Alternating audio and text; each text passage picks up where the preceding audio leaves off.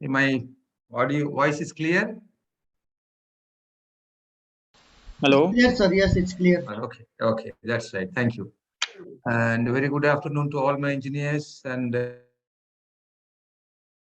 I hope today you had a good day, and let us hope another 2 hours. And you are also having a weekend and preparing for the weekend also. So I just the structure of the course when Mr. Neeraj and myself and Professor Dr. Nasser Al-Azri, we thought that we can course this HVAC advanced course like in the 4 sections. Section 1 was mainly related with air conditioning, all interrelated, and section 2 was basically about the certification process, particularly the green buildings. And section 3 is ventilation and stairwell preservation and smoke evacuation system. And then finally, the 4th section was really a heat pump, particularly heat pump with another specialized extension of the refrigeration system. So this is how we have structured this course. And the first part was it took almost very interesting. It started with the green building design in air conditioning, and then hospital design specifically all this with the ASHRAE standards reference to ASHRAE 170. And then we also discussed about the indoor air quality, then energy efficiency, and then we talked about the clean room design, and then we moved to the BAB system actually. And then finally, we also talked about the second part. We talked about the LEED certification, BREEAM, various kinds of certification, the sustainable buildings actually, LEED, BREEAM, and well fit. All these things we have seen yesterday. So today we will see about the third part, that is a stairwell pressurization, smoke evacuation system, and ventilation system. So in this, probably you may ask, sir, what is my role as an air conditioning engineer here? Yes, same thing like what I told you yesterday in the certification process. When somebody wants to design a green building, there are many stakeholders involved.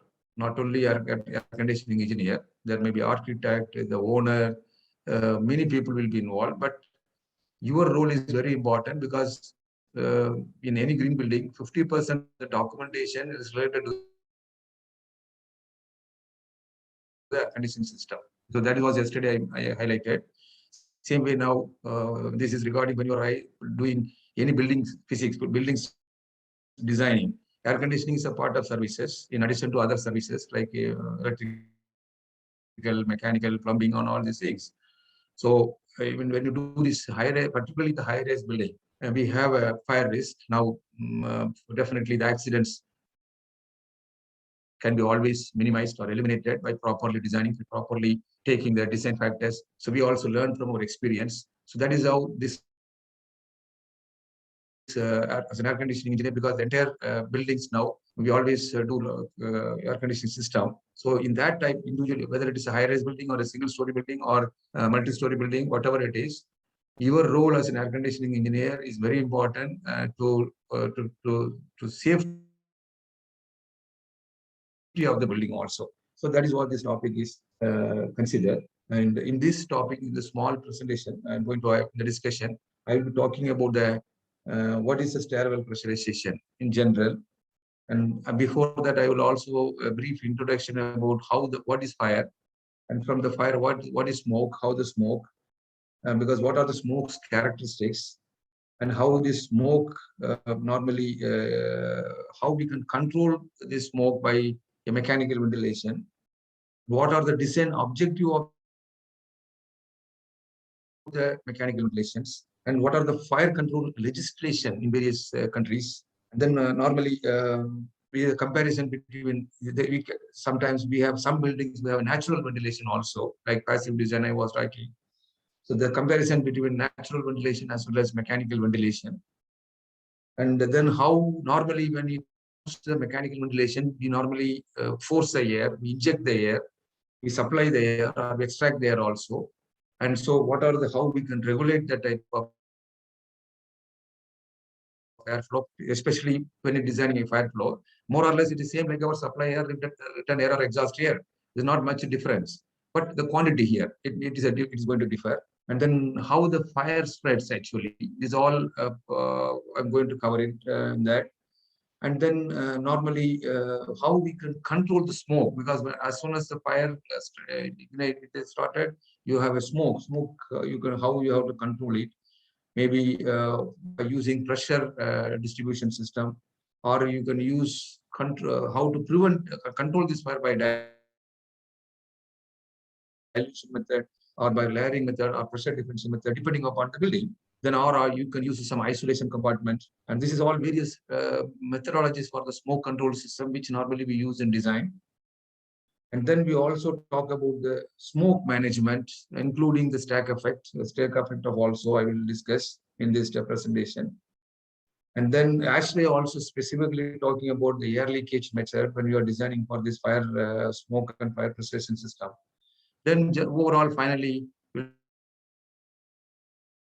talk about the control system, how a control system and what are the fire preventing equipment general, because it is not your duty that to design a fire alarm system or firefighting system or fire sprinklers or fire hydrant. That is not the duty of air conditioning engineer. But you should also know, because most of the services, again, associated, all the services are running above or along with our ducting system. And plus you also, your air handling units, your all this type of supplier system, ducting system, it is also running along the building. So that is what this topic is very important. Now, generally, when you talk about the stairwell pressurization, what is the purpose? Basically, we want to provide a condition in stairwells for the evacuation of the relocation of the occupants during a fire. Because that's what, particularly the high-rise building. When the fire happens, always there is a fire exit will be there everywhere. You know that in any building, particularly the high-rise building, in fact, nowadays it has become a statutory requirement. Every building there should be a fire escape drawing should be pasted. This is a statutory requirement, every country. Even whether it's a single story or multi-story or high-rise building, it is must actually. And then time to time, there is a separate department actually called as fire engineering or firefighting team. They normally conduct regular fire drills, mock drills also they conduct. They give some training to all these occupants of the building. This is all statutory requirement, regulations in every country, every city also. So generally, all these high-rise buildings, there should be stairwells for the all people for the evacuation in that. So these stairwells are basically we have to pressurize in order to operate within the different pressure, maximum and minimum pressure. And though because of this pressurization system, we have a different kind of pressurization system, and that we have to design. The design depends upon the challenges that we have to deal with the design analysis, and range from very simple calculation to that. Sometimes we have to a lot of network modeling, maybe for the final stage of for particularly like very high-rise buildings like Burj Al Arab and all the things. It's a very highly specialized design in that. So that is what normally that is the meaning of stairwell pressurization. But before going too deep into that, let me explain how the fire physics actually, like prior to the fire, and how the moment as soon as the fire starts, first it starts a small smoke, small thing, fire, then initial development of the fire, then fully developed fire. Then after that, when you put all these fire extinguishers, how it started decaying. This is all after when this fire brigade comes, you can see the timing. So when the fire brigade comes, from that time onwards, how this fire get extinguished. And that is a graph actually. The timing also, the various compartments of the fire, just for your understanding, to understand the physics of the fire. Right? Now, smoke. Smoke is basically is a mixture of solid particles, liquid. It's a gaseous product, and it is mainly the main content is carbon monoxide. That's what most of the people who are exposed to smoke, many times they get suffocation, and even sometimes it leads to death also, and all this type of other these things. And some combustion products are very, very toxic, and even whatever maybe the level what you breathe, sometimes it lead to a harmful health effect also.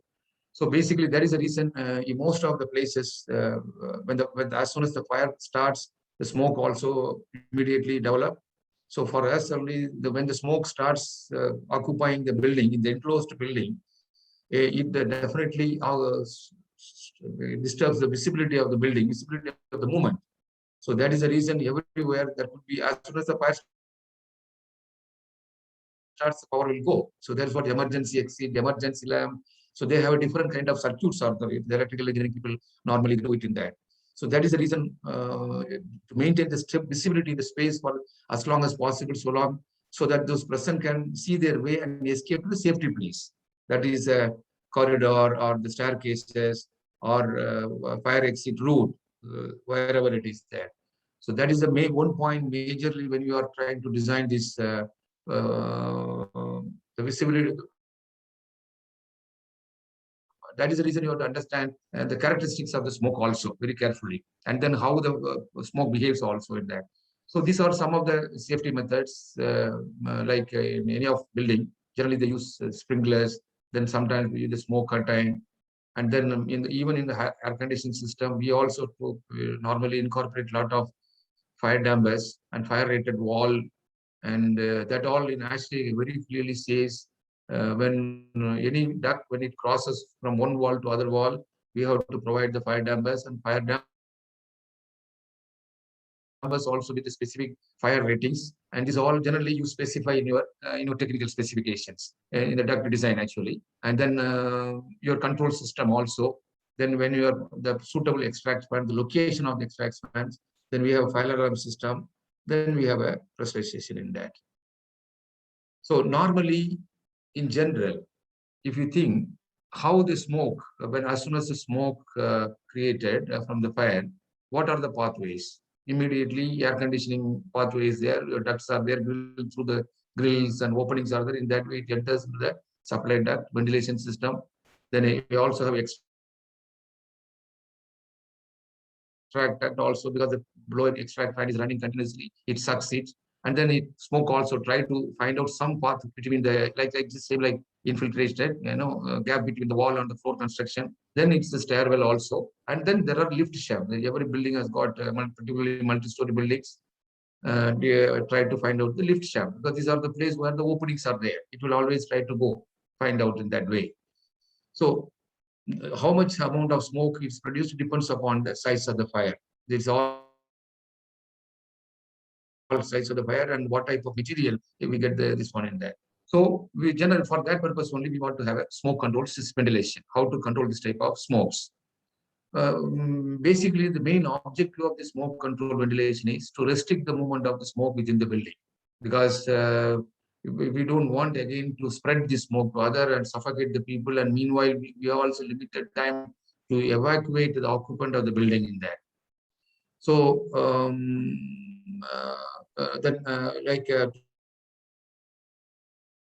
to remove the smoke, to provide the vertical control, and various can be used to control the horizontal smoke movement also, because the horizontal movement depends upon the wind velocity, air velocity also. And one thing you should always understand: smoke ventilation will not save the building, but it is primarily designed to assist the escape, because this all type of ventilation what we are designing is for the occupant to escape and to also to control the damages done by the fire to some extent, not fully in that. So this is the main core concept when you are designing the smoke control ventilation, because the owner should not feel that, you are an air conditioning engineer, now you are designing a smoke control ventilation system. That means my building is 100% safe from the fire. So that should, normally they don't believe, but still it is our duty to make them to understand. So that's what this type of smoke control design is. We always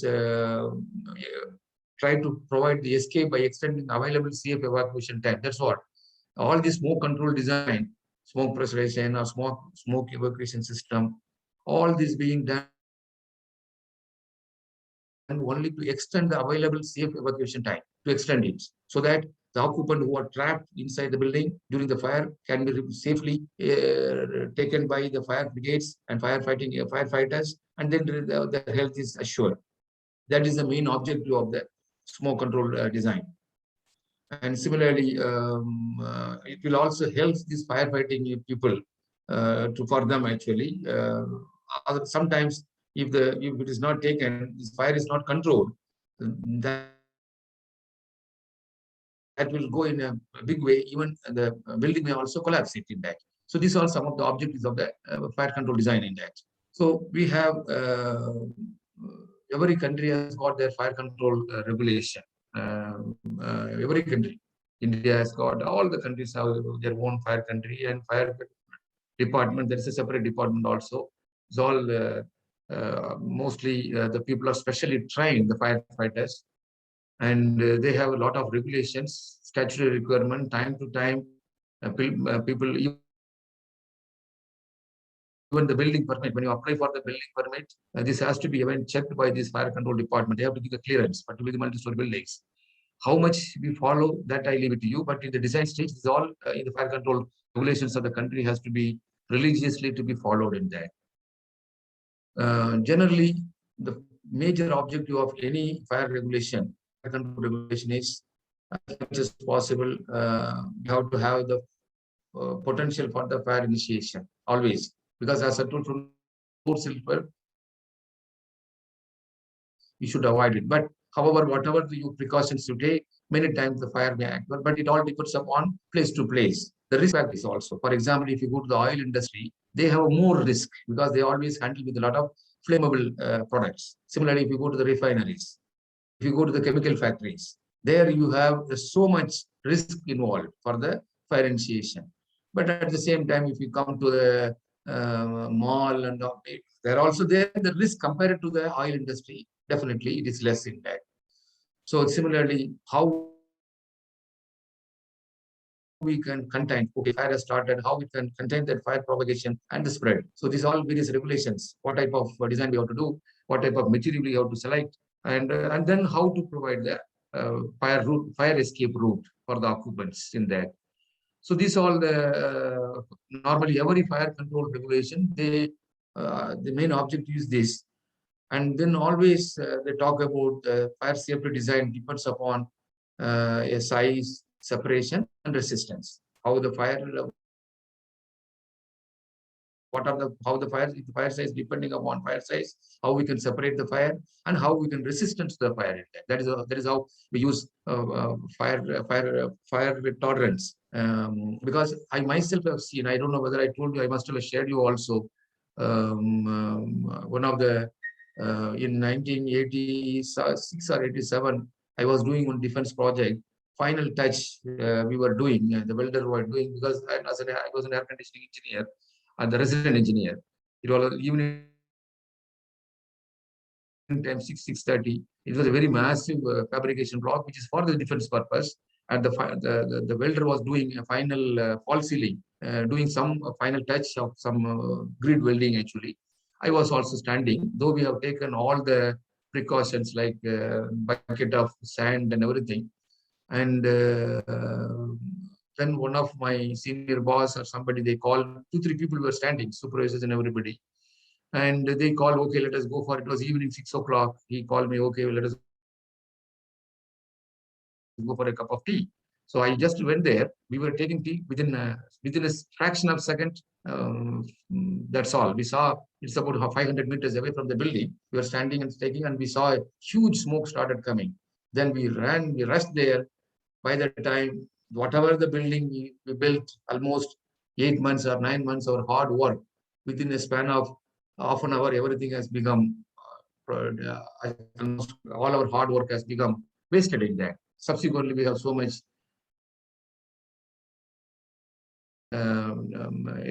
thing. Actually, one of the reason also we used this underdeck insulation. Generally, every building use insulation, roof insulation basically. But that material also, this is what I'm talking about, the fire retardant, the timing actually, the fire resistance and fire retardant product in the insulation materials. Those days, probably we have not selected the consultant as a consultant, we have not selected properly. And then we also put the underdeck insulation, because instead of the roof, we put the just below the roof, we put the underdeck insulation. we put the insulation, we pasted, and then all the above that false ceiling. This false ceiling critical only this was doing, and because of that fire escape, fire started, and this was a good experience actually. So we also normally use about the smoke and heat ventilation system. Also, this is a simple diagram about how this fire, because what are the various factors, the external one, and which is influencing the fire in that. And I'm also going to showing some photos which I have collected from some of the journals. Like for example, because different kinds of building, kinds of different kind of fire smoke control evacuation system. This is a simple building, mostly in Europe. These type of buildings you can see because they have different kind of construction materials. And then there they normally put this type of natural ventilation. It's basically because of the buoyancy due to the density difference, and these have buoyancy driven ventilators. So this would be always located at the highest point. And so generally the difference between natural and mechanical ventilation. Natural ventilation is very simple, we know that. And it's a silent operation. You don't need much in cost also. It's lightweight. And but natural ventilation is always sensitive to the wind effect. These are some comparison. When it comes to mechanical ventilation, and it's whatever the things, because you are using your external energy, you have fans you are using for the air to ventilate it, and then it also need ducting, and then it's also definitely a noise will be there when you use the blower and all the things, and then you need electricity. There also you have to find out during the fire time, if the electricity goes, what will happen. So there you have to have different level of electrical supply, and then sometimes you may have to use the flame-proof fittings also. Some places which are very expensive in that. These are some of the comparison of the natural or mechanical extraction in that. Again, a few more figures just for your understanding how the louver, the roof, and how it looks like. Many of you must have seen. And then this also some glass. Many buildings now, when you go for the glass buildings, you can always go this type of how we can use the glass wall louvers. And then when we have a roof vent in this type of flap type actually. Similarly, we have a mechanical vent, mostly in the process industries, how they provide by using. These are normally we are more interested in this. We have an axial flow fan or tube axial flow fan or a blower. We install it in that for the fire ventilation system in that. So generally, we know that this is. I don't go more detail into that. Any fan, we can always modulate the airflow. Any airflow, we can always by using a damper or by varying the speed or by using the design of the fan in the hub actually. So every method has got its own pros and cons, and that is how we always use variable speed drive, the latest technology, VSD and all the things. Everything has got its own advantage and disadvantage. We have done a very good study about all these things when we are talking about fans design, blower design in earlier classes. And also showing some of the figures actually, how this fire spread actually, just to have a visualization in that, which I have taken from some reference book, which I also given in that. This is again, you see that when the fire resistant constructions are there, even the partition walls, in between the fan room is in the ground level, and how this moves the roof actually, the normal air, how the normal air also flows automatically, how it goes actually. So this also I have shown in the in a fan room actually.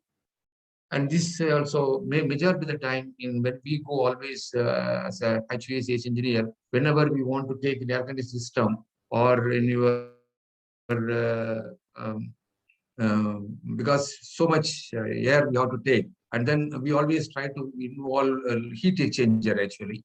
So we always try to provide in the same concept we use in the smoke evacuation system, pressurization system. We put always heat recovery ventilator system as well as energy recovery ventilator system. Generally, these energy recovery ventilator systems are very effective when the humidity is very high actually. So because we always reduce this latent, because when the humidity is high, it has got a lot of latent heat load. So that is how when we have energy recovery ventilators, we put mostly in the high humid areas. Otherwise, heat recovery ventilators, basically sensible heat, that normally we use the dry areas in that. So here, just some figures I am going to explain you. The smoke control system, natural smoke control system. So you can see this one, first figure in the figure 15. It's a naturally, even most of Europe, if you see that in their building, there will be always a chimney will be there. There will be a exhaust hood will be there in every building, because majority of the throughout the year, majority of the months, they always have a heating system. So they may have a boiler in their basement or maybe lower basement or somewhere. And then, so that creates so much heat. So always inbuilt this natural hood or inbuilt of their building design. This may not be applicable to places like in Gulf countries where they don't, because most of the time we have a so much hot actually. So this is just talking about places like Europe and even some parts in US, even India also in that. And then we have also smoke and heat exhaust ventilation system. This is again, you can see that the routing examples of mechanical smoke extraction system. When the fire starts, how the smoke is extracting, you can see the airflow. This is figure 16. You can note down actually, and how this air is the blue one. How the air is supplied from the bottom, from the ventilation, and how this hot air smoke is escaped to the extracted actually through the mechanical extraction system, and it is sent through the roof actually. Then we come to the pressure differential system, which is basically which is normally high-rise building we use actually, where because of the pressure difference, we allow this fire, we stop the fire to not to spread into the other areas. We get the time so that people can escape through the stairwell actually in that. So this is what the diagram figure 17 also you can see that generally how this pressure difference system, how the pressure fire behaves in the pressure stairwell preservation system in that. So this is so now I just want to also explain you how we can control this smoke by dilution. So this is also some graphical method. I mean, from photos, I'm just explaining. For example, if you want to dilute it by too much amount of homogeneous, so you have to put so much air in a high speed velocity. You can see that flow, how the stuff swirling like a turbulent flow, substantially by the size and position of the air supply surface. Like small air supply surface located in the upper area of the room created supply air seems with relatively high flow speed, like turbulent flow. So that flow will, what will happen? The induction will create some induction effect. So that induction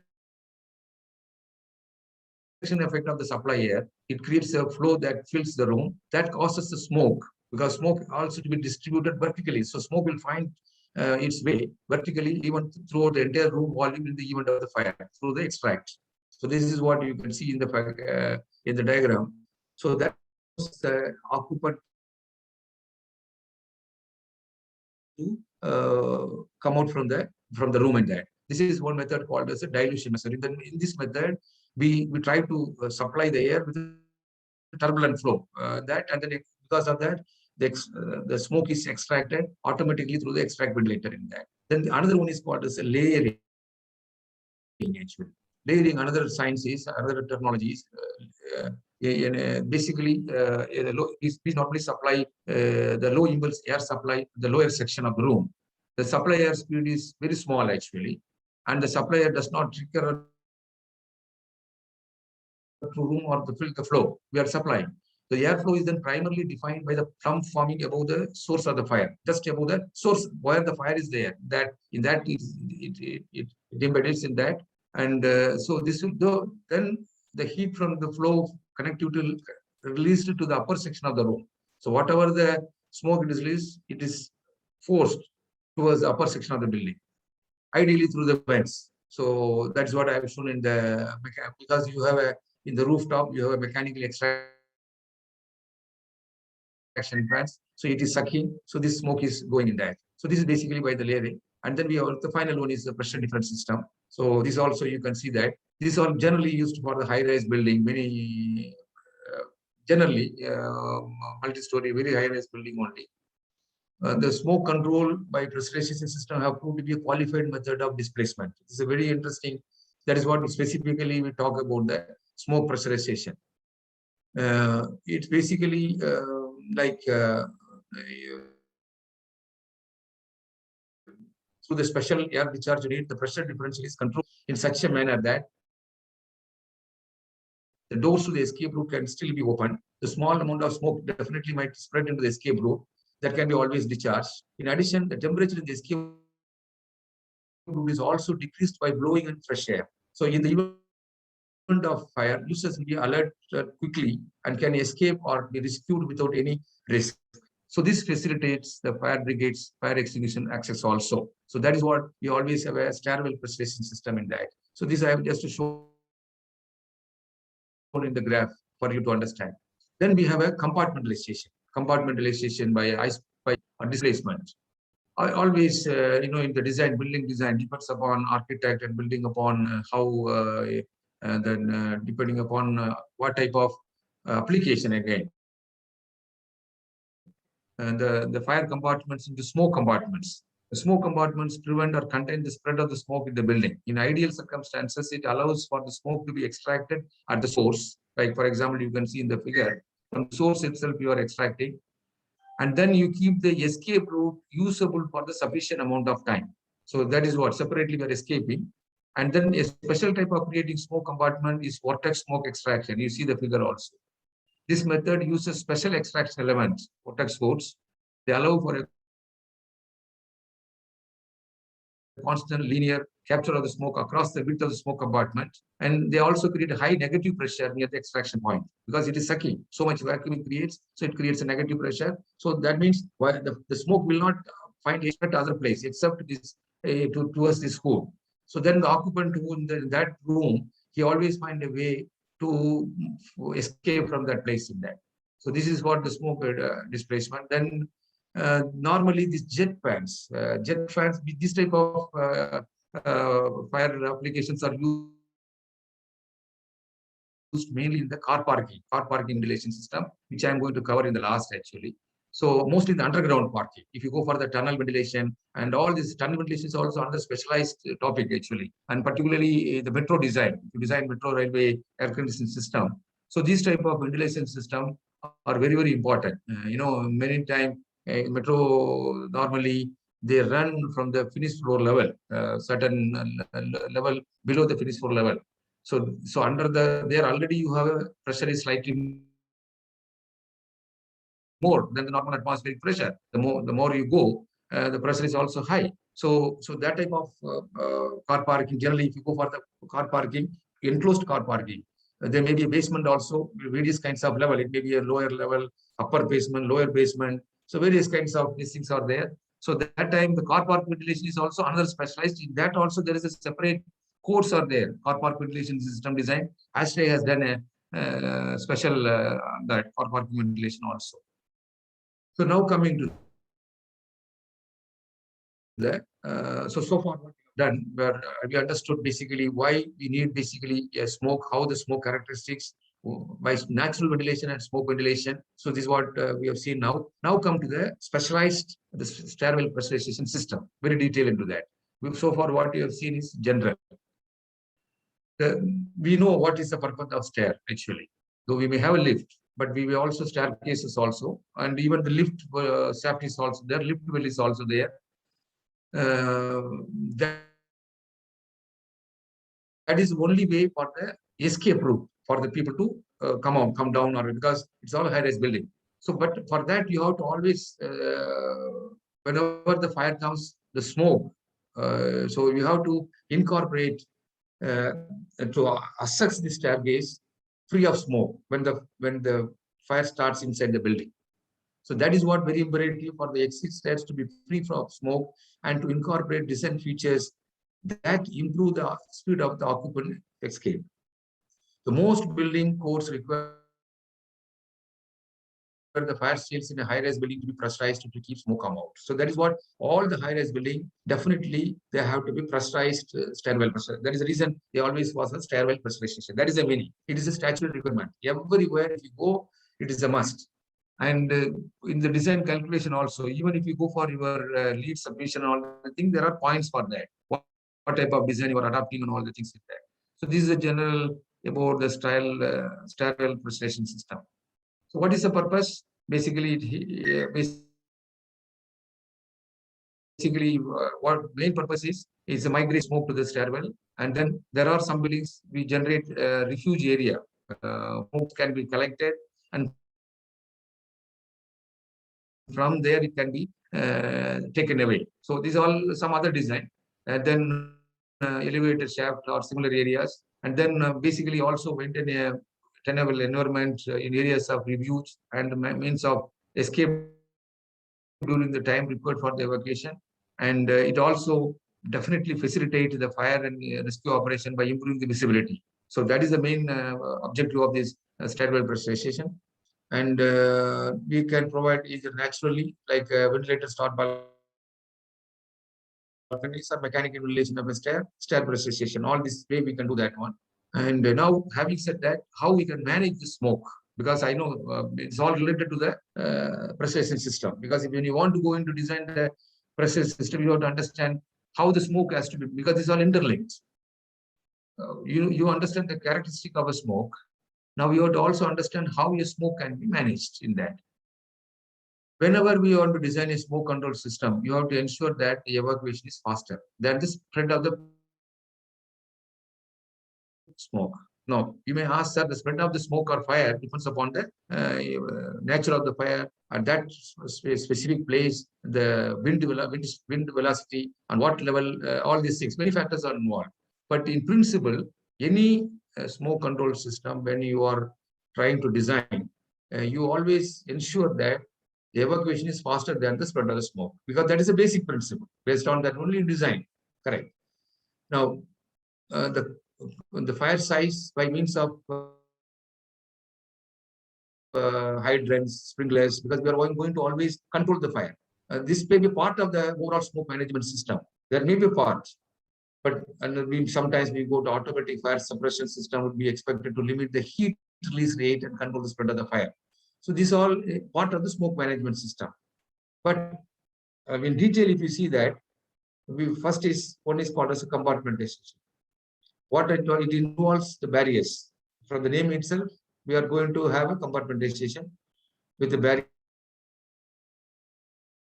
of sufficient fire endurance to prevent the spread of smoke to space remote from the fire. So in one compartment, if the fire is there, and that should not spread to the other. If you see in many of the building, the fire baths, they must have put these doors.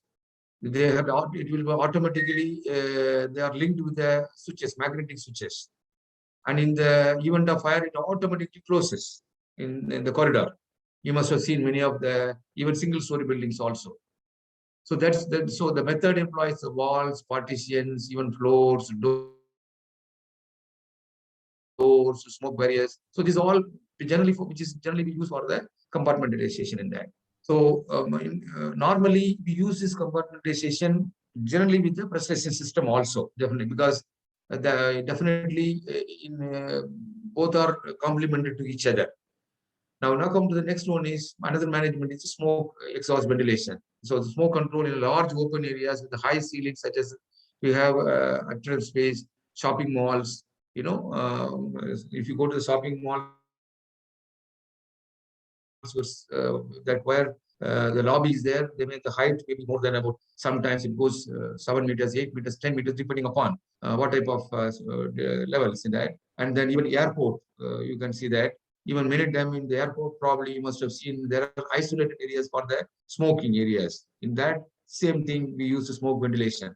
If most of the airport nowadays smoking areas, and most of the airports are non-smoking areas, but there is a special specifically designated area for the smoking area. There we use this type of ventilation system. That same principle only when we are designing. Then we have also dilution method. So the dilution method basically it clears the smoke from the space remote from the fire. So what is this method? From the name itself, you can understand it supplies outside air through through air conditioning system, this thing to dilute it instead of normally uh, uh, uh, we use water, but this is also one way how we can but this method definitely helps to maintain the acceptable gas and particulate concentration in the compartment subject to smoke the infiltration from the adjoining compartments. So in addition, the fire emergency service can employ the dilution method to remove the smoke after extinguishing the fire by using various methods. They have a CO2, water, and sand and everything in that. So the smoke dilution is also called the smoke purging or the smoke removal or smoke extraction, and that is what. So basically, this is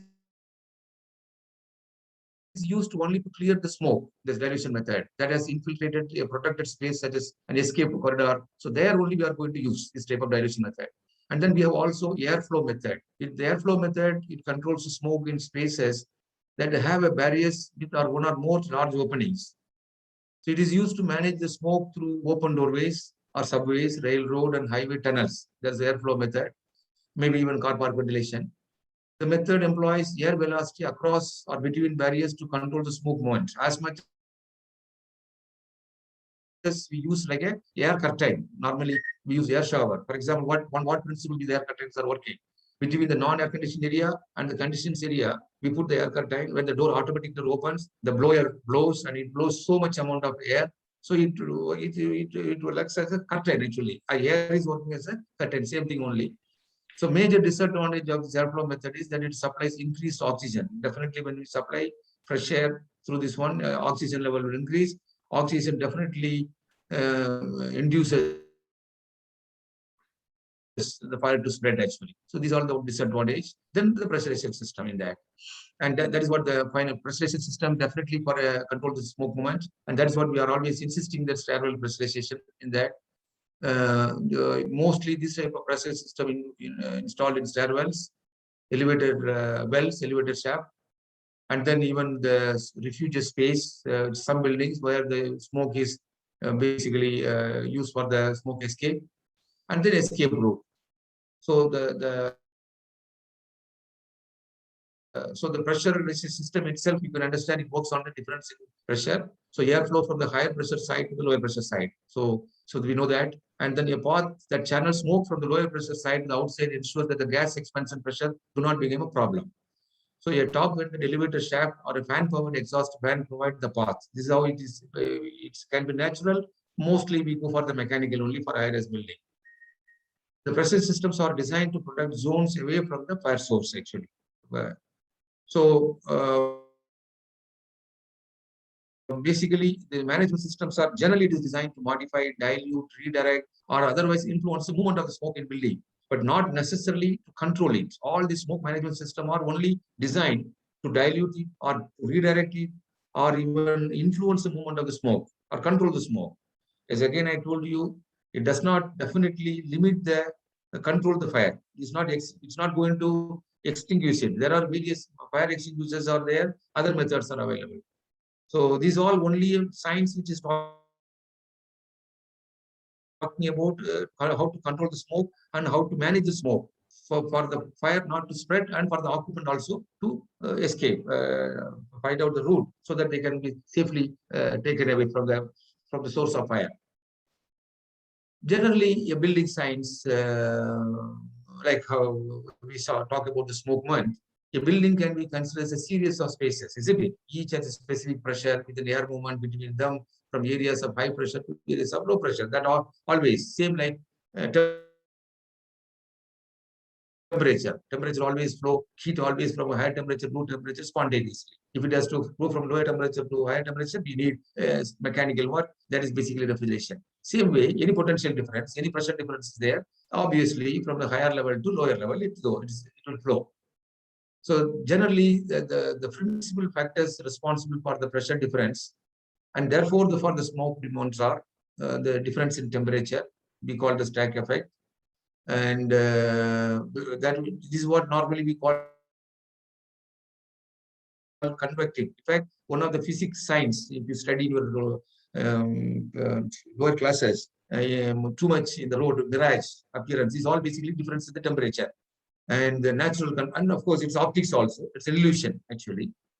Then we have a natural convection and thermal expansion, wind forces, and then buoyancy of combustion of gases, then HVAC operations. We'll see one by one so that you will understand when you go for that one. All the 6 factors, I want to highlight it in the figure. That's what all the 6 I'm showing in that. You see that how the stack effect. Stack effect is basically the temperature difference, isn't it? So that is normally how it goes. This is similarly, you see number 2, that is again to natural convection. Natural convection is the denser medium comes down and lighter medium goes up. Same like our refrigerator, olden days refrigerator, small refrigerator, not now modern refrigerators. Earlier, olden days in India, normally we use 165-liter single door refrigerator. So we don't use any fan or inside. The evaporator coil cools, and then because of that, the heat is the flow of air is through the natural convection. But nowadays, all modern refrigerators, we have a small fans are there actually for the force circulation in there. So this is a natural this one buoyant smoke also, and then we have a thermal expansion. And then wind forces, depending upon the wind, how the wind, outside wind, how it affects. And then thermal buoyancy because of the temperature difference, and your ducting system also. These are basically some factors affecting the movement of the smoke. These are all factors we know how when the smoke is created, how it is going to affect it. Now you see that. First, let us see the stack effect one by one, and which I because earlier I have shown that figure in the figure. I want to show them in detail. I want to explain it so that you can understand. It's simple, you know that stack effect is because of the different air densities inside and out of the building that causes the pressure distribution of air in a building to different from that of the outdoors because of the temperature, and you know the relation between pressure and temperature always. So the airflow is from the bottom to upwards. It's a normal stack effect because always if air flows from the bottom to upwards, it's a normal stack effect. Generally, it happens in winter because when the warm air is indoor because it's the hot air, but the outside air is cold air. Cold air is always having more density. It tries to rush into the place. So but it reverse happens in summer. The summer outside air is always hot, and inside you have a thing. So that's what it draws warm area. That is called as a reverse stack effect, which I have shown in this figure in there. Now come to the thermal expansion. And you know, always, you know, the coefficient of thermal expansion, as the temperature within the fire compartment rises, the gas expands in direct proportion to their absolute temperature. Is a basic law. So 2 to 3 volumes of the hot gas may be displaced from the zone depending upon the maximum temperature attained by the fire. So the volumetric flow of the smoke out of the fire zone is greater than the airflow of the fire zone. So this situation is basically volumetric flow rate of the smoke out of the compartment is the ratio, the volumetric flow rate of the compartment into the fire compartment. So it's all related with the temperature as well. That temperature ratio also is shown in there. Wind force. This is I have also compiled it from some notes from international building regulations and then plus ASHRAE also. So the wind velocity and NAFA in the national NAFA, that standard also. So the wind velocity can have a significant effect on the movement of smoke within the building. So the pressure distribution of the surface on the surface of the building due to the wind is far from the uniform and depends on the direction of the wind and shape and height of the building, how the wind affects actually. And then the shielding effects of the local obstructions to flow, windshields and all, that is how we provide it. The pressure distribution is conveniently expressed by formula. So this is also, we have taken these values from the standard book actually. I'm showing some wind effect. The higher the wind velocity, the greater the pressure on the side of the building. Isn't it? You may be knowing many times when you go near the high-rise building, if you go to the corner, from the corner you come, you must have also felt many places. That too, if there's no building nearby.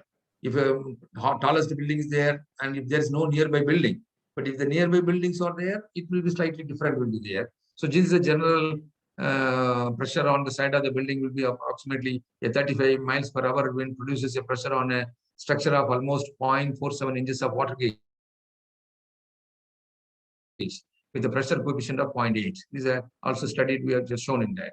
So when it comes to HVAC system, air movement produced by the mechanical insulation sets up we know that it's always sets up the pressure difference in a building in a similar manner to and superimposed on those of the natural forces.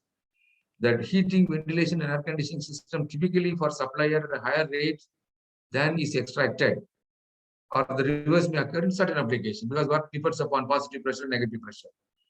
But it is becoming more common for the buildings to be pressurized always because it's a positive pressure with respect to the external condition.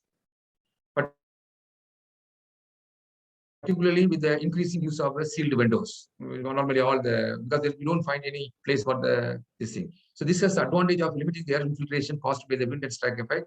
So the HVAC equipment with a certain enhancement and interlocking. There are a lot of interlocking also for this HUs with the fire alarm system also.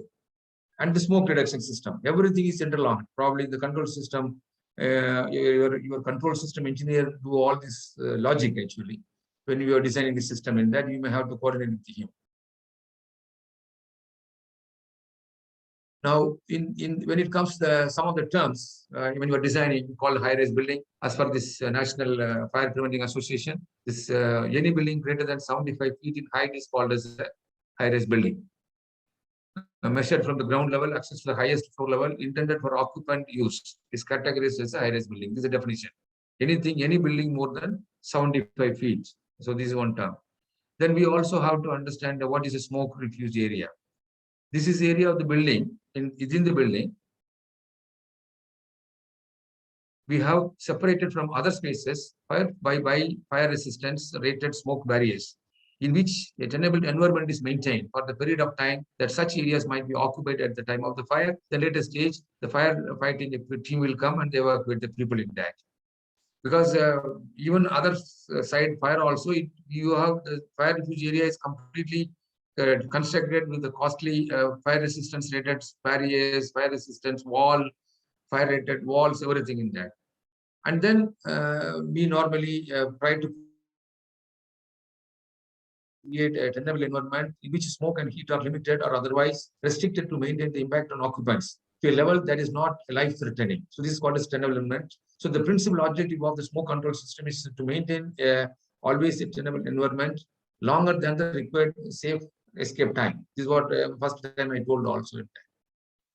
So let us see now smoke control methods. And we have like International Building Code allows 3 active smoke control methods to contain the smoke. One is the pressurization method, that's what Stairwells, according to section 909.6. Then airflow design method, how it should work actually. Then exhaust method, that is section 909.8. So this pressurization system uses mechanical fans always to produce a positive pressure on the stairwells. So the stairwells shall be pressurized to maintain approximately 0.1 inch of water gauge to 0.35 inch of water gauge across any closed stairwell door when used in conjunction with an automatic sprinkler system. They all will be interlinked also. You can see the even the firefighting lift also, many buildings there, it will be a separate firefighting lift will be there. There will be a passenger lift will be there, So this all basically pressurized stairwell in that. Now, how airflow velocity? The second one I told you, the airflow design method. In that, used when large openings are created, for example, due to opening of doors across a fire barrier. This is also explained in the initial some of the slides. So it is very difficult to sustain the design pressure in such scenarios, and under such circumstances, smoke will find its way to refuge areas or escape route. So therefore, the airflow method employs air velocity or to control the smoke movement. The minimum average velocity through a fixed opening is calculated with the numerical formula in that. Now, what is the disadvantage of the airflow method is it supplies large quantities of air which may unduly intensify the fire. And also it may disturb the dynamics of or interfere with the existing system. Therefore, the air velocity towards the fire should not exceed, there is a limitation also, should not go more than 200 foot per minute. So a multi-level enclosed parking garage with the openings at each level is an example of a place where an airflow design method should be utilized in that. So another, the third one is exhaust method, that is as per the section 909.8. This exhaust method is generally used in large open spaces, such as covered, that's what I told, the malls and big dome and atriums, in that it provides where the height is very high. So it always provides a negative pressure in the space and through exhaust fans, and the design intent is a layer of smoke at least 10 feet above any walking surface. So if you see the malls and all these type of places, in this exhaust method, everywhere the fire is smoke is colored atrium in that one,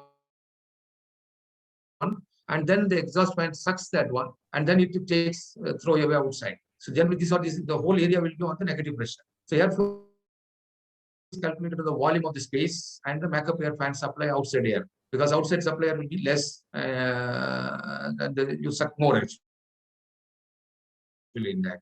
So this method is unlike the pressurized system, which provides a slightly higher pressure, because pressurized system we provide more pressure, is always pressurized. You can see the difference between that exhaust system and pressurized system, the comparison. The main goal of exhaust system is the removal of the smoke and fire gas produced during the fire out of the building. That is the main goal. Whereas the main goal of the pressurized system is to protect the escape route against smoke and fire gas infiltration by achieving the fixed value of over pressure in the references to fire zone. And the application, generally these exhaust systems are applicable low and medium rise buildings. It may not be applicable even high rise buildings because of many other technical limitations. So most of this pressurized system, it is applicable to all categories of multi-story buildings with allocated zones of safe evacuation. And then this evacuation possibilities is not there. There's no evacuation possibilities in this type of exhaust system because you have maybe less actually. But when it comes to the pressurization system, you have a separate well is there. For that, evacuation procedures are there, possibilities are available. And when it comes to rescue and fire action performance, enabling firefighting across below the fire source, and this definitely and rescue action close over the fire source. Additionally, manually required smoke extraction from the pressurized space also, it helps. These are the comparison in that. So I am showing these two figures. You can have a look on that. First one is smoke control by extraction. This is CC in one floor, third floor, let us say, or ground floor, first floor or second floor. If you say ground floor, in the third floor, one compartment, there is a fire. So in the extract system, it sucks and then it passes so that it is not allowing to go either below or above. When it comes to the pressurization system, the smoke is developed, but it is on the positive pressure, and then the pressurized air is throughout in the stairwell. So that reduces the intensity of the fire, not to spread the air. So that helps people to escape from that. So this is the difference between the smoke control by extraction and smoke control by the pressurization in that. Okay. Now, can we have about 5 minutes break?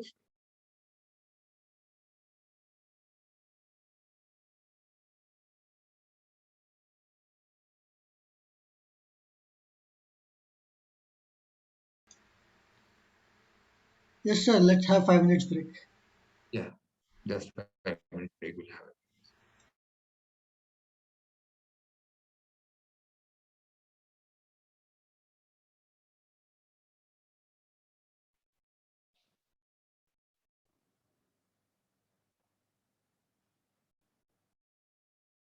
So Neeraj, is there any disturbance during my speech? Because the signal today is very weak. I'm seeing actually.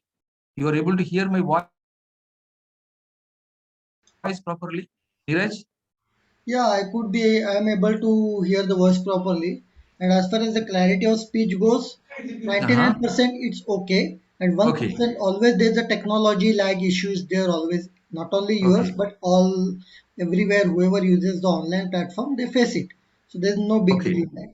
No, but today, because being a Friday, because most of the people they use net here, so that I'm using the data, no. So sometimes I'm getting a simple data connection is going to last. That's what I was slightly concerned. My voice is clear or not in that. But that's only few Yes, seconds. yes. Your voice is clear. We After are that, it is able getting to. all right in that. Yes. And even if Okay. sometimes the voice goes, it is still a we can Yeah, interpret. they are able to Not hear. an issue. Yeah. If you are not able to hear my voice, you can just try. Always you can tell me actually that. Yes. Yeah, Yes, sure. sir. Okay. Your voice is clear for us. Thank you. Hello. Yeah, yeah, voice is Thank clear, you. sir. No issues. Clear. Okay. Okay. Okay. Thank you.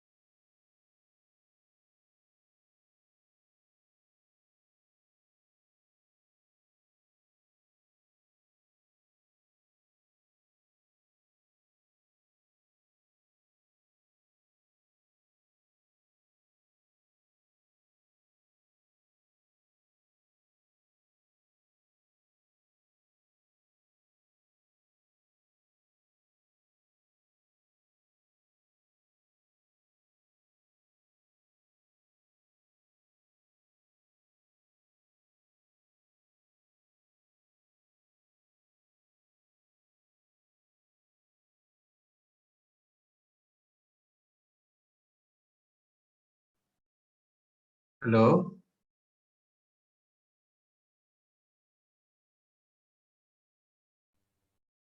Hello. Yes, we can start. Yes, sir, we can start. Okay, thank you. So the first part we have seen basically why is what is the stairwell prestation? What are the objectives and how the smoke behaves, smoke's characteristics, and then normally smoke management system. So in the second part, probably we'll be talking more about the codes and then more focus on the pressurization, different kinds of pressurization system and how it is incorporated. And then finally, we will see about the car park ventilation system also. And then lastly, I will talk about some few standards in addition to this, what I'm showing here now. So these are some, though I told you this fire pressurization system, smoke evacuation system. In that, you will be only assisting to the fire protection engineer who is going to design all the things. Because just like ASHRAE is a professional body for HVAC engineers, similarly for this fire protection engineers who are designing this building, for them this National Fire Protection Agency, this is another one autonomous body based at US, and they develop so much course in that. So some of the things I have highlighted here. ASHRAE also, some sections they talked about that, but predominantly it is NAFA basically everywhere. If you go anywhere in India or internationally, NFPA is normally referred. We call this NAFA, we normally call them as NAFA actually in the standards. We have ASHRAE also, then we have British standard also, the smoke control and protected escape route using pressurization. As I told you, every country has got its own regulations. And firefighting and fire protection is very important for the building regulation, building science. Even in countries, it happened. Maybe 6 months ago or a week ago, there was a very major fire in UK. That time, everybody started questioning the engineers and the SIP's role, the technical wing of that one. And so it was discussed very in the parliament. And then later stage, majority of the things they have revised in the specifications. They updated based on that experience because so much material lost, even though manpower loss was slightly less. And but that was discussed. And definitely fire accidents, when it happens, the consequences will be very, very difficult in that. So that's what we, as much as possible, we should take all the safety preventions and safety precautions. And now this firefighting and fire protection and engineering also is a specialized course. Many people they are doing in a graduate level, even master's level. And then they also design this type of buildings. They use this type of standards, just like air conditioning has become a very specialized course nowadays. Though refrigeration air conditioning is still part of mechanical engineering, but master's level, when they go for, they focus mostly on the refrigeration air conditioning. Those people have more higher advantage, understanding design, specialization, various subjects like design of blowers, pumps, design of compressor. They do everything. But when you do in a graduate level, probably you study in general about the basic thermodynamics and heat transfer. But generally, you read about vapor compression system, vapor absorption system, like that. But when you do your master's level, you are specialized on the refrigeration air conditioning. Same way, this firefighting and this one is also very specialized code in that. Now, let us talk about the stairwell pressurization. There are three, four techniques which we will see in detail. In non-compensated pressurization, it provides a constant volume of air by a single speed, actually. So the level of pressurization depends on the number of doors open. How many doors it was open? When access doors open, the pressure in the stairwell drops automatically. When the door opens, the pressure drops because air escapes. When access doors close, the pressure rises. So the non-compensated stairwell pressurization is reasonably well when the small luxury apartments, not lightly populated building, not very high-rise buildings, maybe two-story, three-story luxury apartments. And the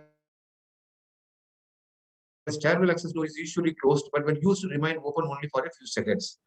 Now, compensated pressurization is it always adjusts any combination of door opening by maintaining a positive pressure differential across the openings. So normally the system components for changing condition by either modulating airflow or relieving excess pressure from the stairwell.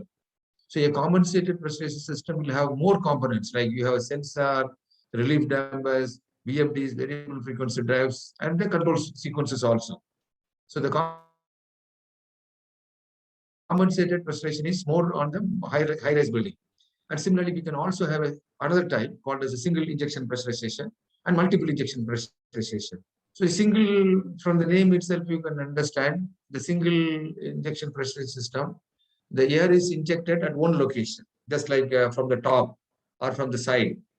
So very simple. So you put in one plate only, you are injecting the air. So this loss of pressurization of air will occur immediately at the access door farther from the injection point. The most common injection point is at the top of the building generally. But multiple injection pressurization may definitely various points end of injecting the pressure actually, air actually in that. That is the difference in that from the name itself. But generally, these multiple injection pressurizations are used mostly for the more high-rise buildings in that. So I'm just talking about it can be also top injection and bottom injection also. But this is simple thing actually. If it is the blower is kept on the top of the building, it is called as a top injection. If it is kept in the bottom of the building, it is called as a bottom injection type in there. Now, this is how the figure I'm showing for the single injection as well as multiple injection pressurization system. You can see that in the single injection pressurization system, you have only one fan at the top. It can be a propeller fan or axial flow fan, whatever it is, or it can be centrifugal also, depending upon. This is only a graphical representation. And then, so that pressurization is door actually, various levels, various doors are there in that. But when this have a limitation. It cannot go more than certain height of the building. But when it's supposed to multiple injection pressure system, you have every level there is distributed in that, depending upon the pressure difference, and it's also consists of a lot of controls in that. So generally, we have considered what are the components of a pressurization system. Definitely, we need to have supply air because there where the air is injected. So far, when you want to supply the air, you need a equipment or device that is called as a fan or blower, whatever you call. Similarly, relief air to avoid the overpressure when the doors are closed. So we have to have a relief air system. And then that means what you need? You need a supply fan for introducing the air, and then we need a distribution system. Same like air conditioning system. What the distribution system means, it consists of ducting and then diffusers, terminal diffusers, and the venting arrangement to diffuse it in that. So take out, venting means to take out exhaust. Then we also consist of automatic release valve or dampers to release the excess air and avoid the overpressure when doors are closed, isn't it? So automatic control system comprising of fire alarms. Again, we go for the automatic control pressurization system. In addition to that, depending upon the pressurization system is completely interlocked with the fire alarms, smoke detectors, then safety device switches and devices at location to suit the fire service in that. So I'm just showing some graphical representation of that one so that you will have some idea. Like the pressure relief damper, and this is where you can see the exhaust fan, and then there's a lobby and one outlet at a maximum of every 3-story actually. Every 3-story is a multiple injection system in that, and through that they are coming, and then you can see how this exhaust fans are going. It is where is the source, the fire flow, where the just showing the fire is happening, and from the fire it is going, how the supply air fan is coming. And then we have a pressure relief dampers also provided in the stairwell. In the diagram, you can see that one in that. So, and similarly, we also put the smoke detectors. There are two types of detectors you should understand. One is called as a heat detector, and another is smoke detectors. Many times people always confuse in that. Many times in that. So the proper detectors has to be selected and installed at the site as per the design condition in that. So the normally as per the standard, smoke detectors at the fan inlet are necessary to shut down the fan and close the inlet damper to prevent the recirculation of the smoke also. So the pressure relief valve, the staircase, you have a always fan units are there. It can be duty as well as standby also. And then this is a stairwell, and then you have a lobby. You can see the stairwell pressurization system. So in that way, with the pressurization air and smoke exhaust. So this is also exhaust. You can see the red we have shown on that. Above we have shown the dampers also. How you can see the movement of the smoke actually. How actually it is going in that. So this is so another concept. These are some typical arrangement in a plan view actually. General arrangement, core arrangement, typical service core arrangement. Now, when we talking about the ductwork, we always know that motorized smoke and fire dampers. I hope you all must be including in your specification fire dampers in your air conditioning specification. So what is the fire rating generally you specify in fire dampers when you write your specification in your air conditioning system? In your air conditioning system, what is your fire rating generally you specify? Generally 1 hour, 2 hour, depending upon, and fire dampers everywhere in the air conditioning system, particularly when it crosses the wall, in that from one compartment to other compartment, we always provide the fire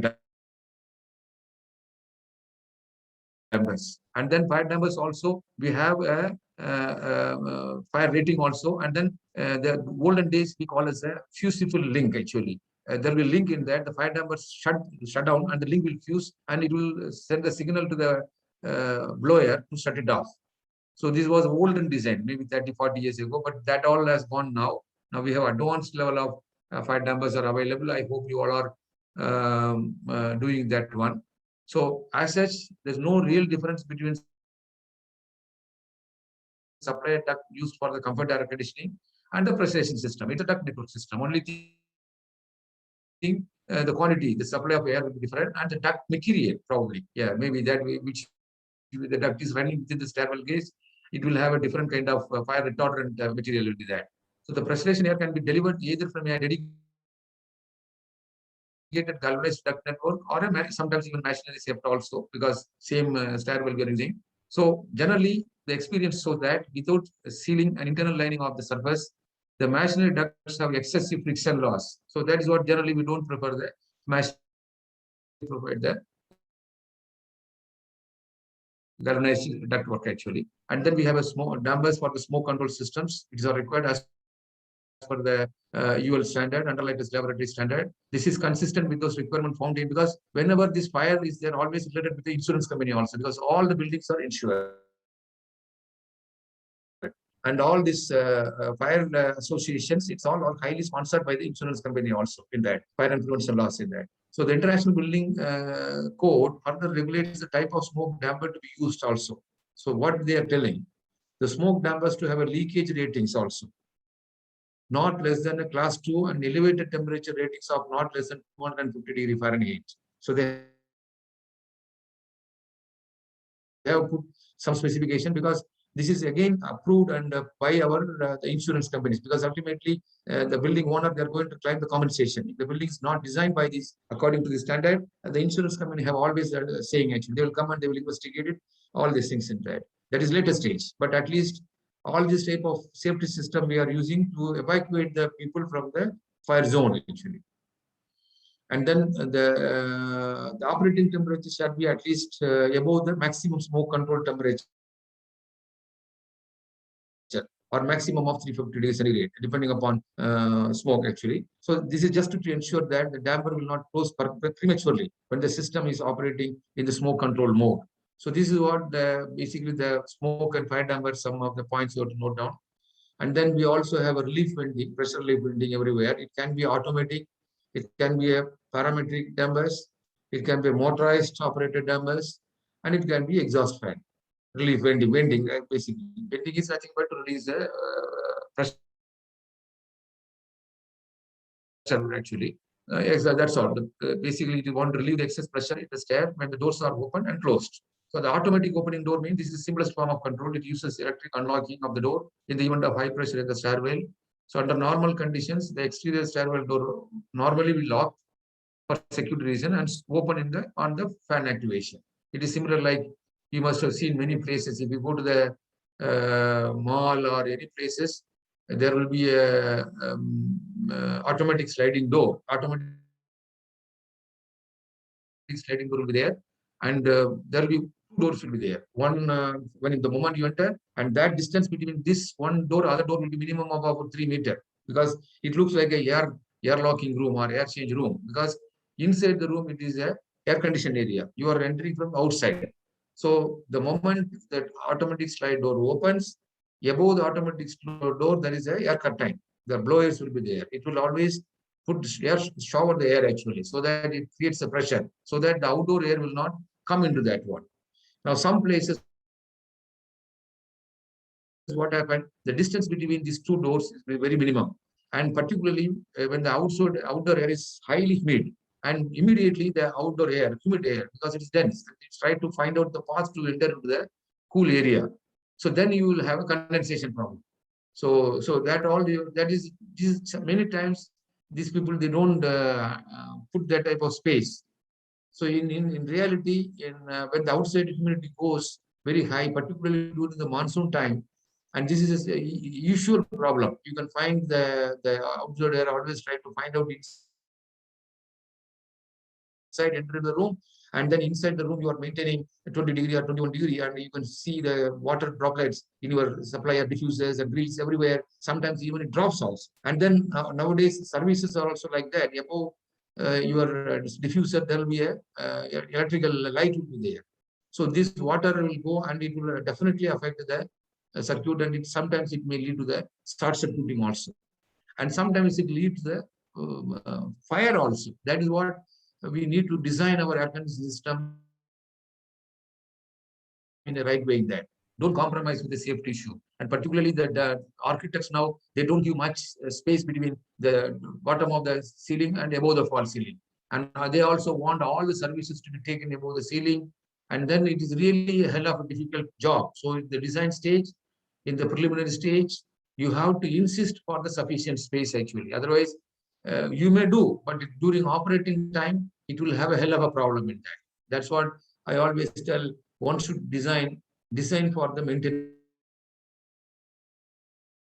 That is very important. Same like product, anything. Nowadays, majority of the product, they're always claiming maintenance free. Everybody always wants to go by that one, maintenance free batteries. Otherwise, in olden days, in the car system and all the things, every 5,000 kilometers, 10,000 kilometers open, we put the distilled water.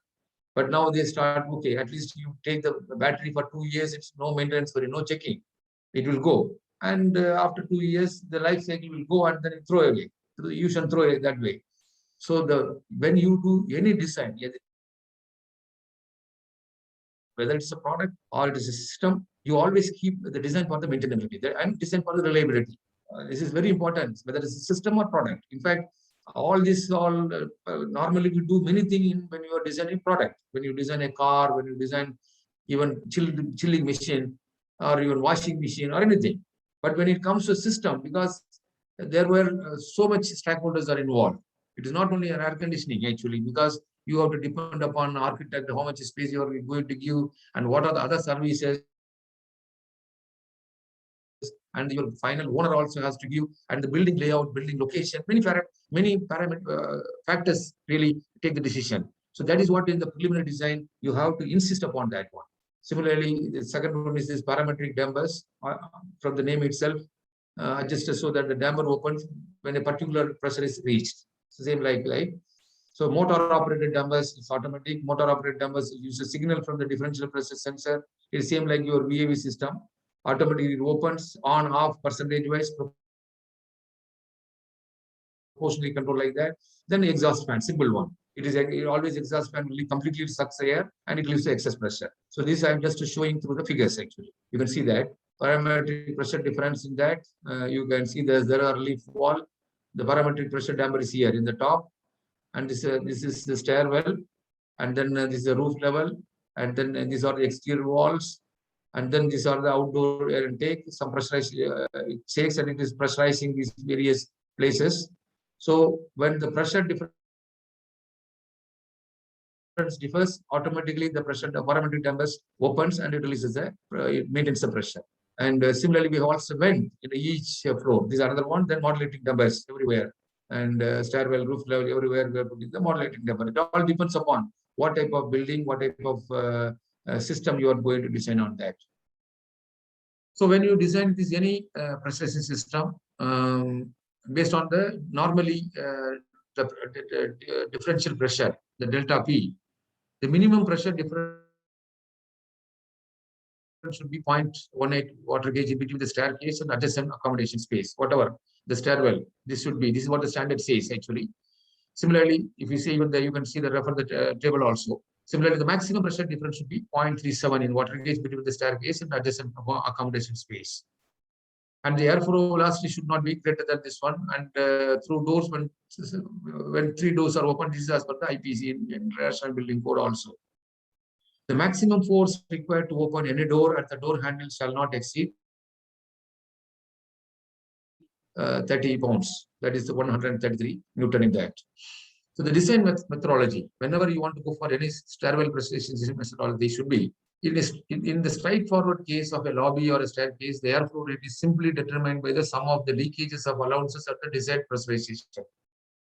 You have to identify all the airflow paths with the doors closed and calculate the leakage rate via these airflow paths. Construction cracks in walls and floors also you can take like infiltration here, how you are calculating. Maybe you may not be doing this, maybe a part of the work of the fire protection engineer who is going to design actually. But you can always give input, your air conditioning system input in there. Identify all the airflow paths with the doors closed and calculate the leakage rate via the gaps around the doors. Now calculate the air supply required with all the doors closed with 50% increase for unknown, assuming. So identify all the different doors and calculate the air supply required through these doors with the velocity 200 because maximum allowed actually, and allowance of duct 15% for the ductwork class. Now you calculate the total airflow and determine the fan duty point. Then find out where the fan has to be there and check the door opening forces or below 30 points. These are the some checklists when you are designing this type of fire pressurization stairwell pressurization system when you are designing actually. So and also you have to calculate the size of the fire release damper also in that. Now actually always talking about air leakage method, because air always flows from a higher pressure to low pressure, so the leakage path and amount of air moving. So in any building of these leakages points is very important. So analyzing the behavior of this leakages path is the prime requirement for estimating the capacity of the pressurization system for building. So for that, how we can find out? There are empirical formulas. If you go to the ASHRAE fundamental, in chapter very clearly they provided the following equation. One empirical formula is given, but that equation is slightly a complicated one, and which is given all the nomenclature is also explained. Many times you can use that one, or you can use even the simplified version of the equation, which I have shown in that. The simplified relations between the space differential pressure, room leakage area, and the airflow can be found using the equation, all these things. See, if you see most of air conditioning calculations, even your psychometric, all the psychometric chart also based on the empirical formulas, isn't it? All that is how ASHRAE has done a good work. And based on the empirical formula, they put, and then the charts are made just to expedite your design work. Every time to calculate, to minimize your calculations in that. That is the reason sometimes you want to design an air conditioning system in a 800 or 1000 or 1500 meters from the sea level. So we need to go for a specialized data book or specialized psychometric chart, correct? Or you have to use a correction factor. If you want to design an air conditioning system, let us say in Kashmir or in Ooty, heating system, or maybe definitely when you go from the sea level, the temperature will also drops actually. So there, even if you want to do the heating system, if you want to do the heating or air conditioning, whatever you are planning to do it, you need to have a separate data, you need to have a separate psychometric chart, because most of the psychometric charts, what we are using is for the normal sea level parametric pressure, atmospheric pressure only in that. Similarly, when we are doing this pressurization system in the car parking also, which level, so the pressures will definitely higher than the atmospheric pressure there when you go than the sea level actually in that. So these are the simplified equations. So generally, what are the requirements as per the International Building Code? In section, various section I'm talking in that. Now this particularly this section 909.5 2909, we talk about the design criteria which must be utilized when designing a smoke control system. And these sections of the code are pertinent to the fire protection engineer or mechanical engineer of record, actually. Similarly, this section, section 10 discusses the requirement of a fan. Maybe that may be more useful to us. That's automatic dampers and used for the smoke control system. So this section 10. Then section 11 requires two sources of power for all components. It's mandatory associated with the smoke control system, and the requirement for all equipment associated with the smoke management system relying on volatile memory to be equipped with the UPS, because UPS system is also uninterrupted power supply system. Generally, we always in any fire fighting system, there'll be a if you go for a fire hydrants, there'll be a firefighting pumps will be there. It's always connected to the electric motor. And even then, you have another one, engine operated pump will be there, because in the event of fire, sometimes the fire electricity supply will go. So to take that one, we always have a fire engine operated fire pumps will be there, and every depending upon your building, your fire hydrants will be always maintaining certain pressure. That pressure will be always maintained.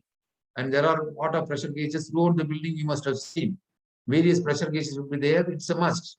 And that is a department by the fire fighting or fire protection system, the fire engine department, they take care of all the things. And similarly, all these junction boxes, access panels, for smoke control system devices should be clearly marked. The documentation, fire escape, this is what clear documentation is required. Then control diagram should be always kept on the building department, and it should be also very clearly masked. The fire escape route is given in the diagram. If you go to any hotel, any floor, you can see this diagram actually. This is all statutory requirement of the control requirement of the government. And finally, whatever you put, but when the fire happens, people, every human all gives a different way.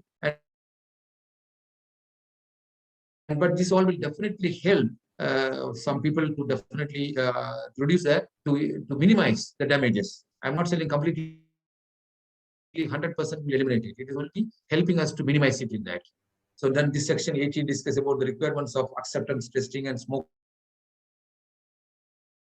control system. And then also the certificate of occupancy, every building actually, these all the international building codes talk about that. And then 20 to 20.6, design principles of smoke proof enclosures. These also various requirements we can see in the diagram, but probably as a HVAC engineer, we may have more interest on the section 10 of this, the chapter 10 of the section 909 in that. Now, another section on the same thing, the building also requires a complete automatic control to enable the fast and accurate response for a smoke control system. Always insist for that. So any fire alarm system in any zone of the building initiates a smoke control mode. The system turns on the motorized damper on the air intake, and the damper actuator signals pressurization fans to run. This all this section very clearly says automatic. So the pressure sensor installed in the stairwell shall control the bypass damper to maintain a constant pressure of 50 Pascal within the stairwell. So a smoke detector is installed in the supply air intake. It senses the smoke, it must shut down the stairwell pressurization fan. So that is also a rule which is given that. The fan should be, the fan is also should be wired for the manual stopping. In case if it is not manually also, should stop from the panel. It should be also possible to override all the controls and run the system through the fireman's smoke control panel. Many times the fireman always bring the smoke control panel. There will be a smoke control panel be there. So from there also you can, whatever, even you have BMS, everything is connected. So there should be a flexibility. The fireman's smoke control panel should override all the things in there. So this is how the control system looks like. Actually, you can see that the control system is, very important actually. You see the graphical representation of that one. You can see the bypass duct, pressurization fan, smoke detectors, motorized intake dampers, is a roof level, the relief, just a single diagram. This is a staircase. So this is the relief air walls. Staircase is here. You have then this is basically it's going bypass ducts. Bypass dampers are there, and then your control panels all is connected. Yes, these are the control panel actually. These are the fire alarm panel. Then this is a fireman's smoke also. All this goes to the fireman's smoke panel also. The smoke detectors are kept here, and then it's the pressurization panel to stop actually. This motorized intake damper from the intake damper also. All these control systems clean and showing in that. Now, as I told you, what is fire alarm control panel actually? FACP. It receives alarm signals generally. Alarm, it notifies the smoke control system of the alarm and alarm location. The zone layout of the FACP must match the zone layout of the building to ensure that the FACP is capable of sending accurate signals to the smoke control system. Because that is what the zone, if you see many places in every building you must have seen, there is a panel, the FACP panel should be there. And the zones also nearby, you can see a small single diagram also. So normally the mechanical and electrical engineers, they coordinate the building zone layout to the FACP layout to ensure the proper interface. The interface is very much required. Then we have this firefighter smoke control station. We have another, this is panel. Then we have another control station. The firefighter smoke control station enables the firefighters to take manual control of the smoke control system. The firefighter smoke control panel shall be installed in an approved location adjacent to the fire alarm control panel. The firefighter smoke control panel shall comply with this section. This section also it has to be compliant with the design timing there. And this also I was telling that all this must be listed by the underwriters, laboratories, UL. That is again related with the insurance. So that they keep manual control of the smoke control system, and commands from the FSCP's control panel are the highest priority command in the system. So they always override the automatic control of the smoke control system components in that. So this having said about this is what we are talking about, the smoke management, smoke control system, stairwell pressurization system. Now I'm just last part, I'm going to talk about the car parking ventilation. In this also how we are going to manage the smoke, we'll discuss actually. Because car parking ventilation, particularly simple car parking is okay. Open car parking, we don't need automatically. But nowadays, all multi-story buildings have various levels of car parking. Car parking underground, particularly the basement, lower basement, upper. Some places they go even up to 2 level and 3 level. Even places like New York and USA, in the York, you can see that they go even up to 2 level or 3 level by basement level in that. So in that type of car parking, the car parking ventilation itself is another specialized subject in that. So this is what I am going to check in that. Whenever we want to car parking ventilation, we have to take the design. We have a fire safety and then building standards, this part also. This all the main guidance for the car park ventilation, because it's again very specialized subject. And actually also they talk, but these are the main documents which you have to consider. And basic requirements for mechanical smoke clearance whenever you car parking when you're designing.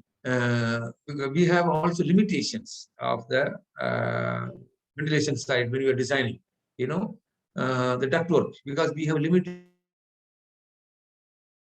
space in the basement for taking the ducting and the height level. These are some of the constraints when you are designing a car parking ventilation, particularly lower basement. And then sometimes the duct has to pass through the beam height, because all the beams are inverted beams. You can see in the, and there will be a lot of other services also go there. And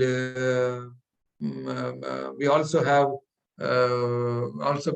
some of the points what we have to understand about this. Each part of this car parking system have the power supply to operate the event of the main power failure. Individual power supplies, extract points to be arranged such that 50% are at higher level and 50% are so level in the car parking also. And the fans what we are going to use, it has to be run at least stand about 300 degrees centigrade for a maximum of 30 minutes, 60 minutes, and ductwork to have a melting point not less than 800 degrees centigrade. So these are the in the car parking ventilation. So generally we have impulse ventilation type in car parking. So jet stream fan, the fan has to throw approximately 20 to 30 meters at a full speed. That's what is called as a jet. It jets the air actually. It blows air with so much. Just imagine 30 to 20 to 30 meters, approximately 100 feet in that. So that fan covers approximately 400 square meter area because of the limitations of the car parking space and all the thing. And then we have also, for example, we have cyclone. So much cyclone fans are there. It was specifically for the large car park area. So we have two size. So one is this much size. This is another size. This is in the manual I have seen in that. You can see that one. So this type of fans, backup power supply. This is some photos actually for car parking ventilation. And then just a simple open car park area and enclosed car park area. Open car park area is very simple. You don't need to have any forced mechanical ventilation. It is a simple natural cross ventilation, and you don't need. But that generally this is only on the above, not in the basement or something in that. And when it comes to the enclosed park area, you have the distance between outside wall is 100 meters. So it exceeds the maximum distance of 54 meters. There is only one outside wall with the opening.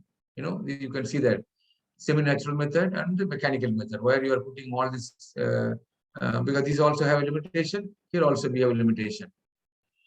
So normally the ASHRAE, definitely we have already talked about the ASHRAE standard about the ventilation rate procedure VRP system. When we are talking about the indoor air quality, we know about what is VRP, what is the IEAQP, that is indoor air quality program is based on the performance based, and this is ventilation rate procedure we have studied actually. So the ventilation rate procedure, that is widely used generally for the car parking ventilation system, since it involves standardized calculations that are well known in the HVAC industry. Based on the air pollution research, ASHRAE has determined ideal ventilation rate for each type of building, which are presented per square feet per occupant. So the design airflow per unit area is expressed in cubic feet per square feet. The occupancy component is expressed in cubic feet per person in that. For example, that we are ventilation rate procedure. For a simple example, the minimum ventilation rate for a restaurant is, let us say, this is also I have done actually 0.18 cubic feet per square feet and 7.5 cubic per person. So the area is approximately 5,000 square feet, and the restaurant is designed for 200 persons. The required ventilation rate is following. Area component is this much. Occupancy component is this much. So the total airflow is coming 2,400. You're adding together. So this value is called as the breathing zone outdoor airflow. The ASHRAE standard very clearly talk about this is then delivered by the zone air distribution effectiveness. You have to take the zone effectiveness also to obtain the zone outdoor airflow that must be supplied by the ventilation system. If the distribution effectiveness for the example is 80% or 0.8, then you have to have approximately 2,500 divided by 400 divided by 0.8. So you have to have blow the air of 3,000 cubic meters CFM actually in that. Now, fire resistance requirement for the duct work. When it comes to duct work, you always have a special type, particularly in the stairwell pressurization system. So your duct work always you have to prevent the fire inside one duct to the breaking out to the other compartment. That is the main objective. So you also duct must be also able to retain at least 70% of its size after the smoke removal. And the thermal insulation should not be raised to ignition temperature. Whatever the insulation, because insulation material is also very, very important. If you see, I don't know how you people are specifying your duct insulation or even roof insulation, pipe insulation. So you have to have a fire retardant, and then you have to also get the certification in the specification. I told you, when I was the fire accident, we found out the fire, we have used the insulation material or underdeck insulation material without much fire retardant capability. That's what the fires have spread so much fast those days. And I'm talking in that. But later stage, we also learned, then we also improved our design. And then now it is all specified. Everything is very clear. Maybe in your specification, you may be referring also various kinds of fire retardant timing, fire ratings, and you may be also asking the certification from the people who are manufacturing this type of insulation materials, whether it is a duct insulation. Generally, we use fiberglass, various materials we use, even thermocols, some use for the insulation and all the things. Everywhere you have to insist for the certification from the nodal agencies in that. And then various places we have to use the fire stopping seals like fire dampers, and this all I'm just showing, like for example some figures actually how normally in the car parking area, upper story and the basement story, how this walkway, the fire resisting wall and the fire resisting, you see the fire resisting duct work here, it is running here, fire resisting duct work here, and then we have fire resistance wall and walkway corridor here, just for the figure actually. And similarly how your duct work also from the fire resisting board basically. Even you can put this one above your GA duct if you need, or even fire resistance board you can use it. But when you use, probably when you are taking the ventilation air, there may be a problem. If you want, you can rivet it above the this one in that. There's also some standard they are telling you that fire resisting board. Then this is the positioning of the fire dampers. This fire damper position is also very important. This also you have to specify. And then during the execution approval, approval drawing, it is your duty as a consultant. When it comes to you, you have to ensure that the fire dampers are located in the right place in that. Various, depending upon the various buildings, is just to show all the, to demonstrate the location of the fire dampers, the importance of the fire dampers, just to show you. You can see that one in that. And then similarly, the close to fire dampers, how it works, system in the pressurization variable damper opening, how this air conditioning equipment left here. So this is also graphical representation actually, how this fire pressurization vessel, the stairwell pressurization is there, and then how it is taking this one in that. So we have underground car parking and the basements. This is a natural power. This one mostly above we have a natural, and then after we have this one. Now, finally, I'm going to talk about various type of atrium, which normally you design various malls, various type of religious places, and various type of exhibition halls where we have a fully enclosed and partially open atrium and fully opened atrium also. Here also we need to have a lot of pressurization system, and the fully enclosed atrium looks like the fire resistance glassing. And similarly, you can shopping malls, that partially in that you normally use the replacement where the negative pressure to create, and then from all the sources this air is sucked and then taken. It takes we have also how we are taking the fire compartment. Just for bigger explanation, I'm giving this one and that. So we always have another thing also, the fire safe elevator system. This is what in most of the building you can see the fire lift actually. For this is for the generally used for the fire emergency evacuation. All multi-story building, there will be a passenger lift. There will be a fire lift also, fire safety lift actually. So this is maybe you may not design. This all will be done by electrical or a MEP engineer. But that also it's a part of your smoke fire smoke evacuation system, as well as stairwell preservation system also in that.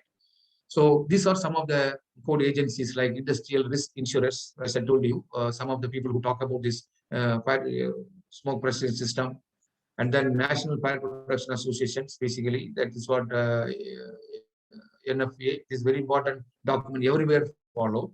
NFA, this is a standard code. Then underwriters laboratories, then British standard, and National Building Standard, NBA standard also. In India also, you may have, it's all international standard actually in that. So finally, I'm going to conclude that the predominant means for improving the environment in high-rise terraced enclosures to protect the stairs using the stair pressurization system. This is objective, isn't it? We are always pressurizing system just to prevent the people to protect the stairs, because the stairs should be used for its purpose. For the occupant who are in the fire zone, they should be safely removed in that. So the stair pressurization system must be properly designed to avoid creating any adverse conditions to the existing, such as unacceptable high door opening, force due to this, because if you put the so much pressure on that in the main building, many times because of the pressure difference, the doors will open and will create so much sound, particularly if it is not maintained properly in a high-rise building. Late night time the sound will come, then people will also it will scare the people also, so this is very important when you are designing that. firewall stairwell pressurization in that. And then you have to also ensure that the reliability of the electrical power source, because it is very important to drive the fan during emergency, and it should be carefully studied when you are design time in that. Whatever may be the arrangement, the electrical supply to the pressurization fan should not be interrupted. That is very important. You go for standby unit or UPS system or whatever it is, you have to, in the design stage itself, you have to make it that reliability. It should be 200, 300% reliability should be there. Even if an emergency generator is provided, the route by which the power is brought to the fan should be such that it is likely to be affected by the potential fire. So this is the important point, very major point we have to consider when you are designing this stairwell pressurization in that. And then again, it all depends upon the firefighting system. Definitely will depend to the fire protection engineer who could have access to all the construction details, because as a fire protection engineer, he is responsible for the safety of the, you are not responsible for that as a EC design engineer. The fire protection design engineer is always responsible, but you can always coordinate with him and you can always give your input to him in that based on your air conditioning system in that. So, so remember that over pressurizing the stair may possibly cost more than harm than good. This is also very important thing to say. So finally, this is my final presentation. So what I'm trying to tell you is, very quickly I will review in that. This is the third part of our class actually. Finally, talk about the stairwell pressurization and smoke evacuation system, and then ventilation system. All are interlinked one another. So the stairwell pressurization is various types. It's very important because it has to be pressurized through the mechanical ventilation or natural ventilation or mixed blow also in that, depending upon, because it is required for the occupant to be safely removed from the fire zone in that. And then in that case also, we also understand what is the smoke, how the smoke management, how the smoke behaves in various this thing, and then how to manage this smoke management, and then how to control the smoke control system. We have read about in that one of them is the pressure differential system also. And then how we can also control, like by using distribution layering and the isolation compartments. And then we also learned about the stack effect, and then the fire safety codes, various level of fire safety codes we briefly talked about. And then how to calculate the air leakage from one place to other place with ASTRAE, numerical formula also given. And then we also talked about the importance of the control system, and then the fire preventive systems, like for example, fire hydrants, very briefly we talked also. Then finally, it is responsible of the fire protection engineer to design a fire safety system. And as an air conditioning engineer, you give all the inputs to him in that. So this is the final word on that about this my lecture in that. So I will leave it to you. Now the people, if you have any questions, you can ask me in that. And I also wish you a happy weekend. And then we'll be looking forward to meet you on 31st with the heat pump. That is the fourth section on that.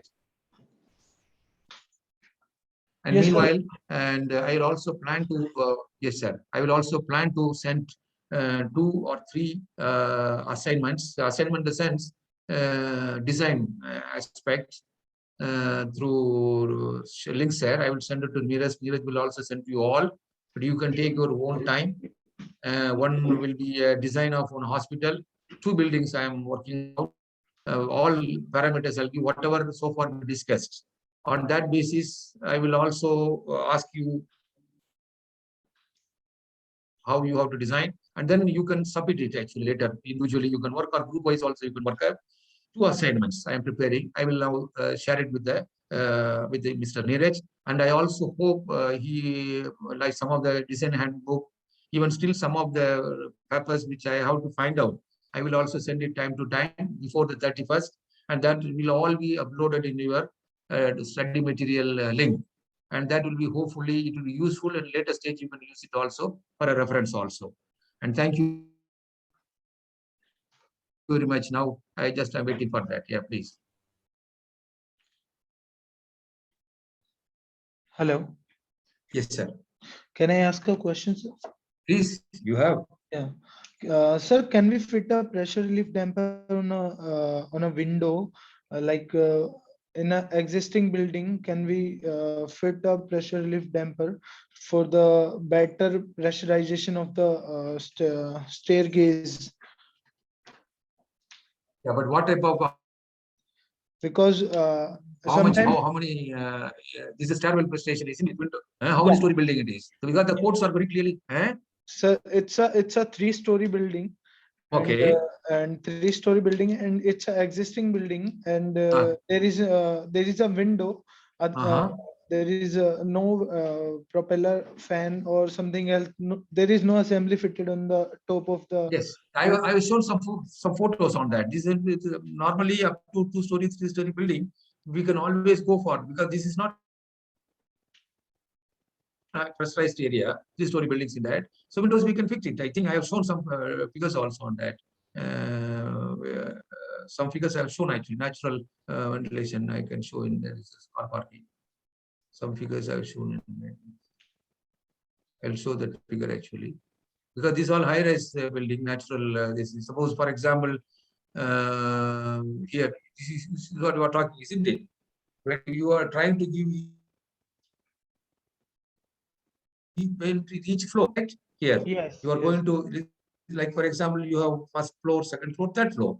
Each floor, you are trying to give a window here, and you want to provide the dampers, correct? yes, This is what you are talking in yes. that. You are able to see? Yeah, you can do it. Yes, yes. But just in Modulating. the last final slide, which you are Yeah. concluding, This is it is basically you are providing this dampers for relief for exhaust actually, to relieve this bending for that purpose. Yes.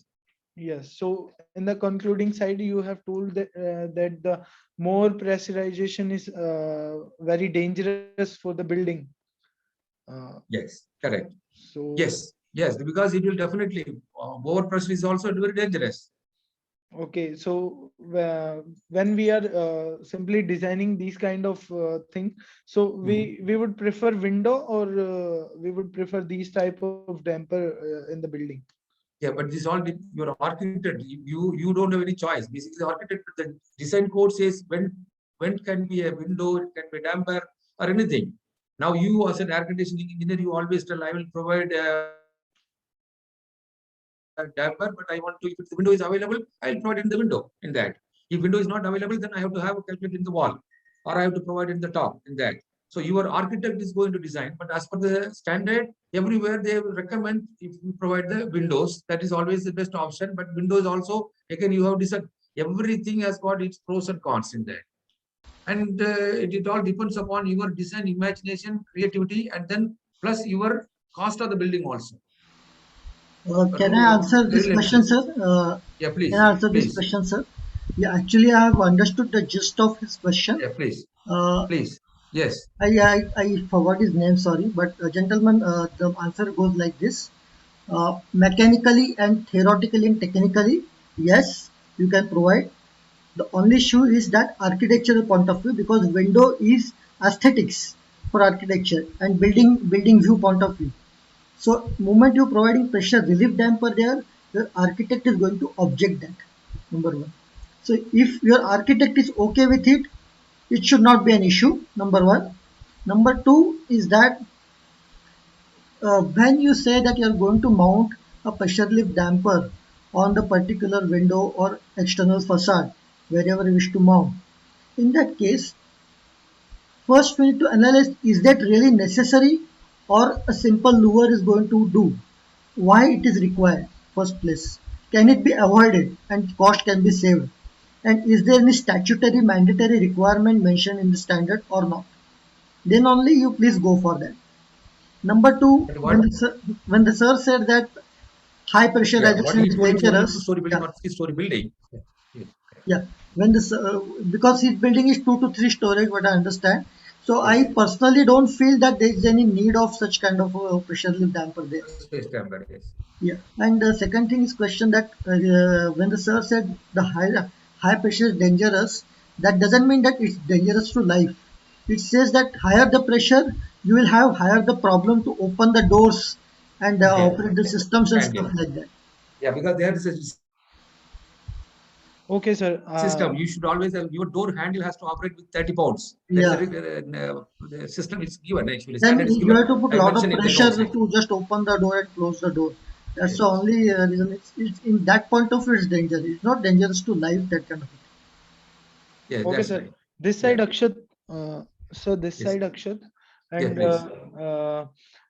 I'm just asking this question because I have seen a building like which are affected by the fire and the evacuation time. It is creating more problem. The smoke will completely enclose with the stairs. So I think that they should be we have to provide a PRD damper in the windows. It would be better for the evacuation of the smoke, because in that building they did not provided any propeller fan or any centrifugal fan for the evacuation. So that's why I'm asking this question. Yeah, yeah, correct. Exactly. Yeah, I agree that that must be a design fault. They should have provided Yep. actually. See, So that technically, is it's what not I'm an telling, issue. If you're during the design. architect, if you're able to Yes, convince your architect, yes, no problem. yeah. Okay, sir. Sir, can you go to that slide which have which is showing like fire containment zone and Fire, which one? mm, So, actually I uh, no which wait. one? Can you just tell me Yes, yes, sir. Please keep which one? Which is so which one? Which slide? keep moving, sir. In which it is showing by red or green area. Uh, you just skip that one.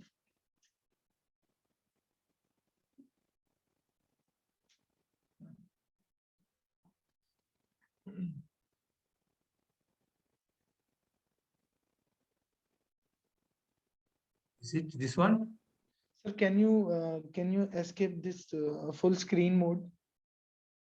Oh, I want to escape. Okay.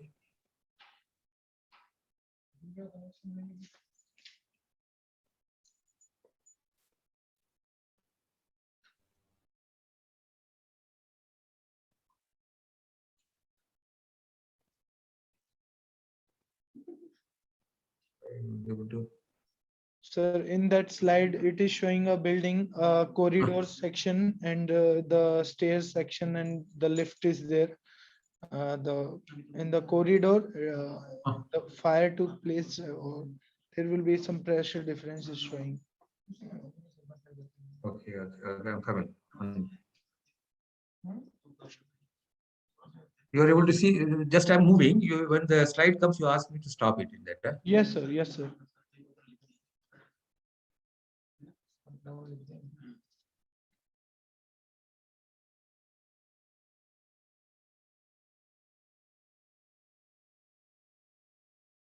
Yes, sir. This slide. This one? Back. Back, sir. Back. This? So that red and green he's talking about. Yes, yes, yes. Yes, Yeah. sir. In the This one? yes, sir. This one. Okay. Fire zone corridor, and this Ah, there are two different pressure is there, right? So the pressure is moving from high to low side, right? yes. Pressure So is always more. Yes. if this door from lobby to fire zone corridor is Ah, closed, or yeah. someone wants to access this door, so it would be very heavy to open, right? So in that case, do we need to Yeah. So calculate? that. Yes. Yeah, please tell me. Please, I'm listening. Yes, tell me. So in that case, do we need to calculate this pressure, external pressure also, to to calculate this? Yes, yes, yes. I have mentioned also how much this pressure delta B, how we have to calculate various method also, pressurization method, various how we have to calculate, and I have Mhm. given also for some calculations also I mentioned actually. What should be the pressure actually delta B, how to calculate it, and even finally I've shown also. See now what you are telling here. Now, for example, here this pressure if it is not maintained, if high pressure is maintained, and it will be very difficult to open even the door. Correct? This is what you are able to see my arrow here. Yes, sir.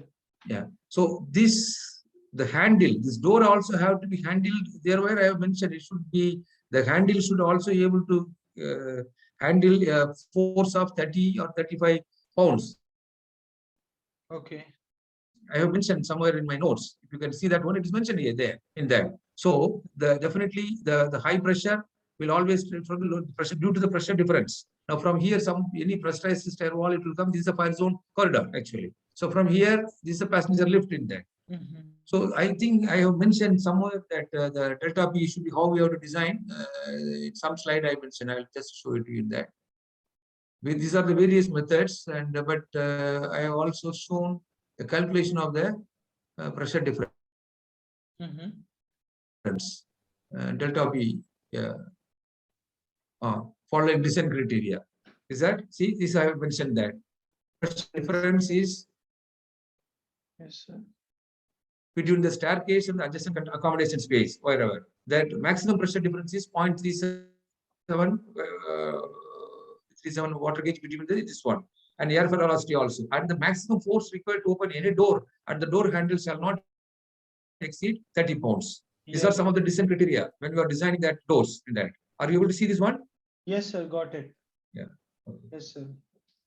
Sir, it would be better for us if you could tell us about some case studies, or you could provide some case studies for us, because as such, when it comes to the case studies, particularly for this fire, this thing, which I told my experience, it was very old. That was 1987.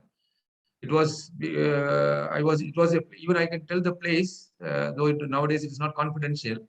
It was a very new place near Chandigarh. And but it's a single story building, and but that was those days. We don't know this type of advanced technologies, advanced codes, and all the things were not there. We were the consultant. We were electrical people also, and even we did a mistake. Like I said, told you, we should not have gone for this underdeck insulation first of all. Even under underdeck insulation, we also used the improper insulation material without much fire rating specification. And then even during the execution time, as a resident engineer, the welder should be also properly trained, because the finally who was welding this grid in the false ceiling, the spark only ignited the whole area. It's a simple spark, and the whole it's a massive area, maybe almost 2000 or square meter area in the very big area. It's a fabrication block. But this is to fabricate certain industrial product from the defense purpose. And then same year, another fire also occurred in Semiconductor Complex Limited in Mohali. You see, I think the same time, within 1 or 2 months gap, that fire was very big. Even that was worse than this one actually. That time, India was wanted to establish a very big complex in near Mohali. Actually, they wanted to establish a semiconductor complex. But that time, I was also there around that area only. But I was very young also those days. And as such, after that, major fire accidents happening in most of this developed. As I told you, I was reading a case now in UK about a year ago. And though the building, but first of all, the building was very old building. The case study what I read actually in UK, I would have shared that one. Probably I can find out that paper and I can share it also. And that one, it was really recent happening. It happened about a year ago. And many people, materials also lost. Many people also lost their life. And that has been discussed and debated in the parliament. And then because of that, SIPS also has changed a lot of codings also in that. So these are the 2-3 cases to me when it comes to that. But again, as a role, as a HVAC engineer, as a HVAC design engineer, your role is only to give the input to the fire protection engineer, because he is a very specialized man. And plus, you also have another person, architect, building owner. So many stakeholders are there. This also has to be discussed during the pre-design stage itself in that. Yeah. Okay, sir. Sir, I have one more question. Is that please? Could we consider roof as a fire rated assembly or something else? like whenever we fix a propeller fan or any centrifugal fan on the top of the building, Mhm. so could we consider it as a fire rated assembly or fire rated walls? Oh, it's a very good question. Yeah, but generally the roofs are what? RCC roofs only we go, isn't it? Now, for example, you are talking about this one, isn't it? Here now you are keeping this fan, centrifugal fan on the roof, correct? The roof level, correct? Yes, sir. This is what your question, correct? This figure you are able to see now. So Yes, this sir. is your Yes. in the top you are keeping your centrifugal fan. So you are considering this roof should be also considered as a fire rated wall. Hmm. Yeah, but see, if you see, walls are constructed by what? Bricks, hollow bricks, or this one, or sometimes some panels, board and in between insulation panels. They kept you can all the things. They don't use one brick, isn't it? But how the roof is constructed? The roof is always casted through the RCC, correct? It's a reinforced concrete cement, isn't it? Yes, sir. So RCC has got its own fire retardant capability in that. So that is what normally we call this a strong wall. If you go to Mint and all the things, from one wall to other wall, we put a strong wall. The strong wall is always RCC. Even the columns. If you see columns also, they have a different kind of fire rating. So that can be considered as a fire rated door. That definitely we can consider Okay, sir. in that. But still, I have to refer and I will confirm it in that. But with my experience, the roofs, the logic, what I am understanding, I hope you will also agree with me what I am telling in that. Yes, Roofs sir. are basically like RCC, correct, isn't it? And suppose if it is no RCC roof, if you are going to put a corrugated sheet or this that one, so in that case, you cannot consider that one because that has to be considered the fire rated material only. But when you have a RCC roof where we are reinforced concrete cement is there, same like column. Yes, sir. I also thinking like When we that consider the because same column, yes. are you going to consider? Yeah, yes. So that is my answer in that. I also thinking like that because the bricks has very low thermal conductivity. Conductivity, yes, yes. So that's why I have asked you to. You know, that's very nice. Yes, thank you. Okay, sir. That's all from my end from Jaipur Thank you. office. That's Thank all. you, sir. Thank you very much. Thank you, And sir. thank you. Thank you very much. And have a nice weekend. And God bless us all. Thank you very much. Mr. Neeraj, you want to say some few words? No, any further questions from Team Pinnacle? Yes, maybe from Durgapur. Anybody else?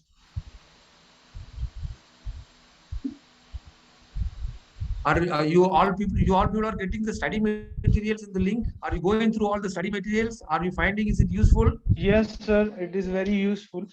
But Yes. Even sir, today we also I have sent one I was talking about this Oak Research National Laboratory, some link I have sent. Even sorry, today I sent about it from Delhi IIT. They have okay. developed some filtration system for the air quality. Did you see that one? Yeah. No, sir, they have not uploaded because I was just waiting that let all material come. Then I will Ha ha ha. combine it together. Then I will upload it. Okay. Because But we were whatever you have talking sent about day before yesterday and all, whatever you have sent, that uh-huh. all I have uploaded, including the BMS and the VAV design manual. I've already Okay. uploaded that. Okay. And Maybe today this is the whatever you have yes. said that in that everything, all calculations and Uh-huh. practical applications and case studies are already there for each Yeah. Okay. hospital, VAV. It Yes. covers everything there. All practical aspects, it all covers. Sir, So how you are loading in the link and they will common link they will No, read it later. I'm uploading that in the respective folders. Okay.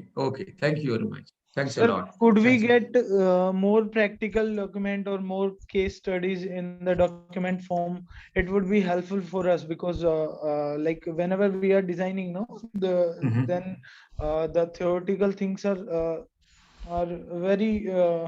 very huge. Yes. So if you could But provide us, yeah, I we will will. I take will up this definitely. matter with I will. management. We'll yes, take up sir. this matter with management. Yes, sir. Thank you, sir. Okay. Thank you. Thank you very much. And have a nice weekend, everybody. So, Neeraj, Is it Yeah, okay? Happy weekend to you all. yeah, happy weekend to all.